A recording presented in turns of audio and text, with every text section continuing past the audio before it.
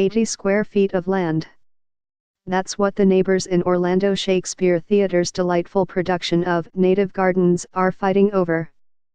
But the battle in Karen Zacharias' zesty comedy isn't just about a bit of earth. Oh no, it's about the soul of our nation.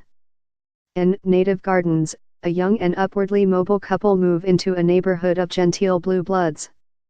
Chilean immigrant Pablo Del Valle and his New Mexico-born wife, Tanya, are at first amused by their older and well-meaning neighbors, Virginia and Frank Putley, the kind of white people who awkwardly assume anyone with a Spanish accent is Mexican. But what looks to be a friendly relationship is quickly derailed when the Del Valles decide to replace a shared fence and find out the property line is not where the Putleys thought it was. As the argument gets more and more heated, the characters' actions grow increasingly absurd. Director Cynthia White could just let her actors be silly, but instead she does something quite terrifying. While she makes the performers land their jokes, White also has them keep their characterizations grounded in reality.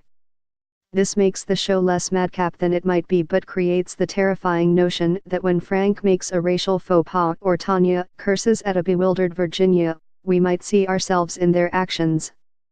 Good intentions give way to bad manners in Native Gardens, a modern play about a spat between neighbors that reaches epic comic proportions. It's a play on a contemporary topic, but also a play with a lot of heart, warmth, and humor, says Cynthia White, who is directing it for Orlando Shakespeare. Good intentions give way to bad manners in Native Gardens, a modern play about a spat between neighbors that reaches epic comic proportions. It's a play on a contemporary topic, but also a play with a lot of heart, warmth, and humor, says Cynthia White, who is directing it for Orlando Shakespeare. As she showed in her plays Legacy of Light and Destiny of Desire, Zacharias can deftly raise questions of sexism, classism, and racism, all of which are shrewdly addressed here. Yet she's more obvious than usual in her depiction of the United States as a garden and the cultural turf war over the old ways versus the new, the privileged versus those who struggle for their achievements. The actors almost make you overlook the repetition in the writing.